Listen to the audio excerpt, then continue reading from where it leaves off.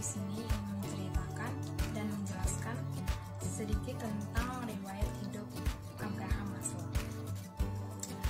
Abraham Maslow lahir pada tanggal 1 April 1908 di Brooklyn, New York, dan meninggal pada tanggal 8 Juni 1970 pada umur 62 tahun di California. Abraham Maslow berkebangsaan Amerika. Dia juga pernah bersekolah di University of Wisconsin-Madison. Abraham Maslow merupakan seorang teoretikus yang memberi banyak inspirasi tentang teori kepribadian. Ia juga seorang psikolog yang berasal dari Amerika dan menjadi seorang pelopor aliran psikologi humanistik. Ia juga dikenal dengan teorinya hierarki kebutuhan manusia. Maslow dibesarkan dalam keluarga Yahudi Rusia dengan orang tua yang tidak mengenyam pendidikan tinggi. Pada masa kecil, ia dikenal sebagai anak yang kurang berkembang dibandingkan anak pada usianya. Ia mengatakan bahwa dirinya seorang anak Yahudi yang tumbuh dalam lingkungan yang mayoritas dihuni oleh non-Yahudi. Ia merasa terisolasi dan tidak bahagia pada saat itu. Ia bertumbuh di perpustakaan di antara buku-buku. Awalnya ia kuliah di hukum, namun pada akhirnya ia memilih untuk mempelajari psikologi dan lulus di Universitas Wisconsin. Pada saat kuliah, Abraham Maslow menikah dengan sepupunya yang bernama Bertha pada bulan Desember 1928 dan bertemu dengan mentor utamanya yaitu Profesor Harry Harvey.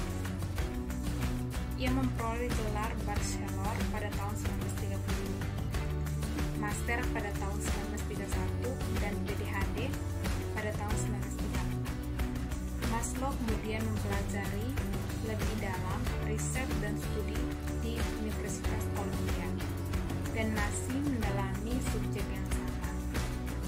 Dan di sana ia bertemu dengan mentor lainnya yaitu Alfred Adler, salah satu kolege awal dari Sigmund Freud.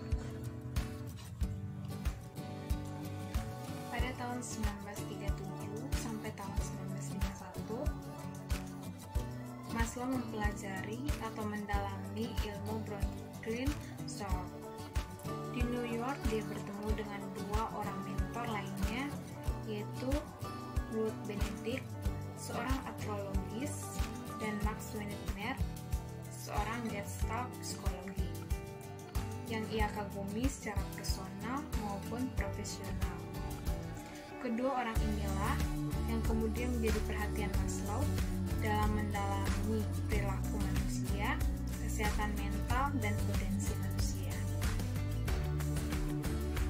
Dari subjek-subjek tersebut, Maslow banyak menulis dan meminjam gagasan-gagasan dari psikolog, namun mengembangkannya dengan signifikan. Penambahan tersebut khususnya mencakup hierarki kebutuhan, berbagai macam kebutuhan, aktualisasi diri, dan puncak dari pengalaman.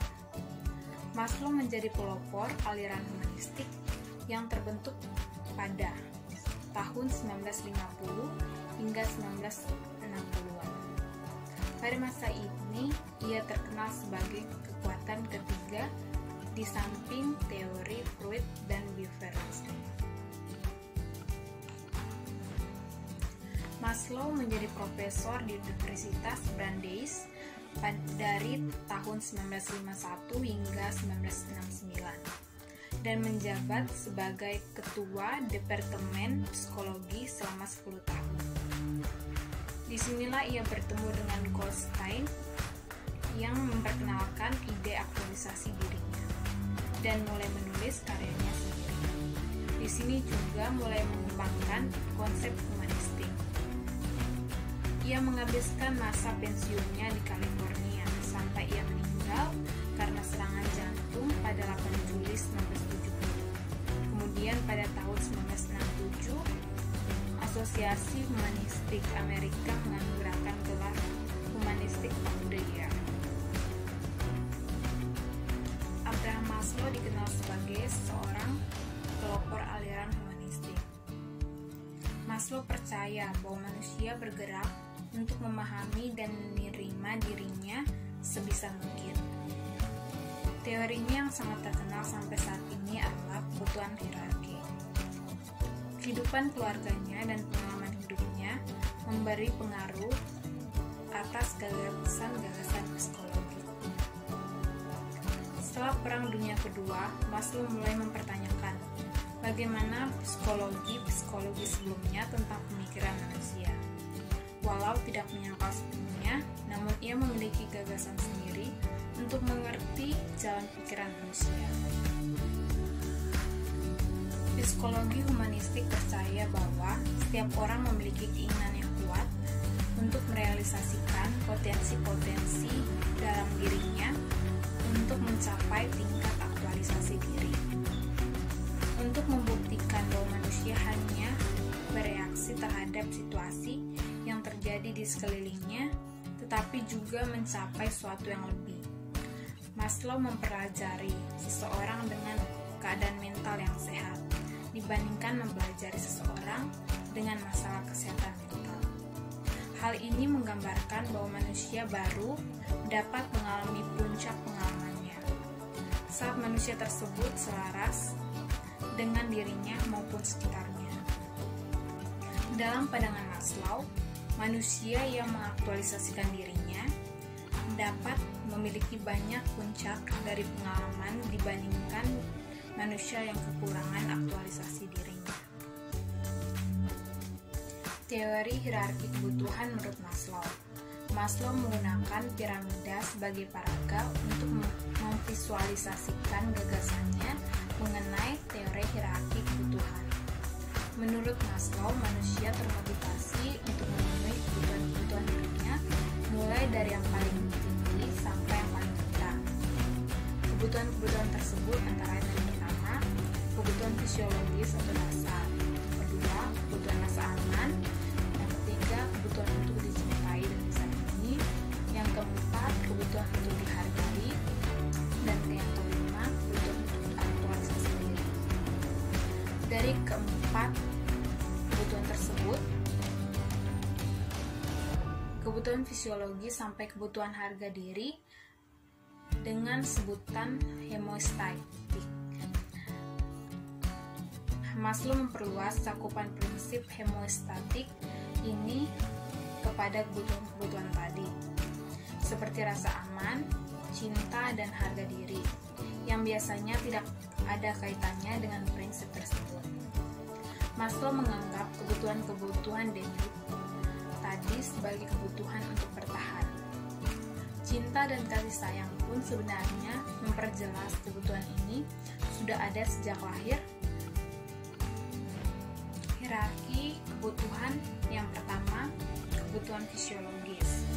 Pada tingkat yang paling bawah, terdapat kebutuhan yang bersifat fisiologi atau kebutuhan akan udara, makan, minum, dan sebagainya, yang ditandai oleh kurangnya sesuatu dalam tubuh orang yang bersangkutan.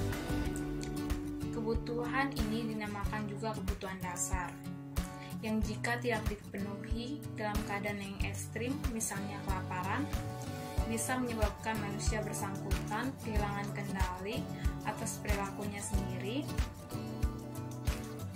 karena seluruh kapasitas manusia tersebut dikerahkan dan dipusatkan hanya untuk memenuhi kebutuhan dasar itu. Sebaliknya, jika kebutuhan dasar ini relatif sudah tercakupi, munculnya kebutuhan yang lebih tinggi. Yang kedua, kebutuhan rasa aman. Jenis kebutuhan yang kedua ini berhubungan dengan jaminan keamanan, stabilitas, pelindungan, struktur, keteraturan, situasi yang diperkirakan, bebas dari rasa takut, cemas, dan sebagainya. Karena adanya kebutuhan ini, maka manusia membuat peraturan, undang-undang, pengembangan kepercayaan, membuat sistem, asuransi, dan pensiun. Sama halnya dengan kebutuhan Kalau kebutuhan rasa aman ini tidak terlalu lama dan terlalu banyak tidak terpenuhi, maka pandangan seseorang tentang dunianya bisa berpengaruh dan pada gilirannya pun perilakunya akan cenderung ke arah makin negatif. Ketiga, kebutuhan dicintai dan disayangi. Setelah kebutuhan dasar dan aman relatif terpenuhi, maka timbul kebutuhan untuk dimiliki dan dicintai. Setiap orang ingin punya hubungan yang hangat dan akrab, bahkan mesra dengan orang lain. Ia ingin dicintai dan mencintai. Setiap orang ingin setia kawan dan butuh setia kawanan. Setiap orang pun mempunyai kelompoknya sendiri dan ingin punya akar dalam masyarakat. Setiap orang butuh bagian dalam sebuah keluarga, sebuah kampung, ataupun sebuah marga. Setiap orang yang tidak punya keluarga akan merasa sebatang kara.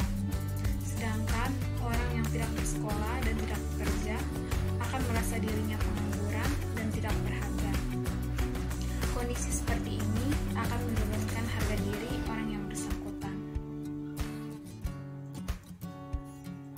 Yang keempat, kebutuhan harga diri. Di sisi lain, jika kebutuhan tingkat 3 relatif sudah terpenuhi, maka timbulnya kebutuhan akan harga diri. Ada dua macam kebutuhan akan harga diri. Yang pertama, kebutuhan akan kekuatan, penguasaan, kompetensi, percaya diri, dan kemandirian. Sedangkan kebutuhan yang kedua adalah status, ketenaran, dominasi, kebanggaan, dan dianggap penting dari orang lain. Orang-orang yang terpenuhi kebutuhannya akan harga diri akan tampil sebagai orang yang percaya diri dan tidak tergantung pada orang lain, dan selalu siap untuk berkembang terus untuk selanjutnya meraih kebutuhan yang lebih tinggi, yaitu aktualisasi diri. Kelima, kebutuhan aktualisasi diri. Kebutuhan aktualisasi diri merupakan kebutuhan yang terdiri dari 17 meta kebutuhan yang tidak tersusun secara hierarki, melainkan saling mengisi.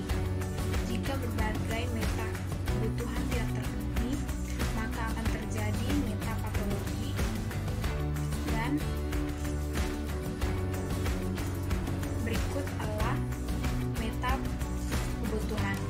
Menurut Maslow, meta kebutuhan untuk mengaktualisasi diri terdiri yang pertama, kebenaran, yang kedua, kebaikan, yang ketiga, keindahan dan kecantikan, yang keempat, keseluruhan atau kesatuan, yang kelima, dikotomi atau transendensi, yang keenam, berkehidupan atau berproses, berubah tapi tetap sama pada esensinya, yang keenam, keunikan, yang ke-8 kesempurnaan, yang ke-9 keniscayaan, yang ke-10 penyelesaian, yang ke-11 keadilan, yang ke-12 keteraturan, yang ke-13 kesederhanaan, yang ke-14 kekayaan, yaitu banyak variasi, majemuk dan tidak bersembunyi, semua sama penting.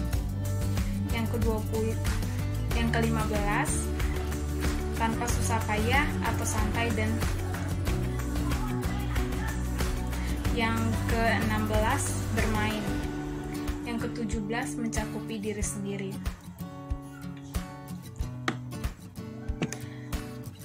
Metapatologi. Jika berbagai meta kebutuhan tidak diterpenuhi, maka akan terjadi metapatologi seperti apatisme, kebosanan, keputusasaan, tidak punya rasa humor lagi, keterasingan. Sekian dari hasil penjelasan saya tentang riwayat hidup Abraham Maslow. Terima kasih.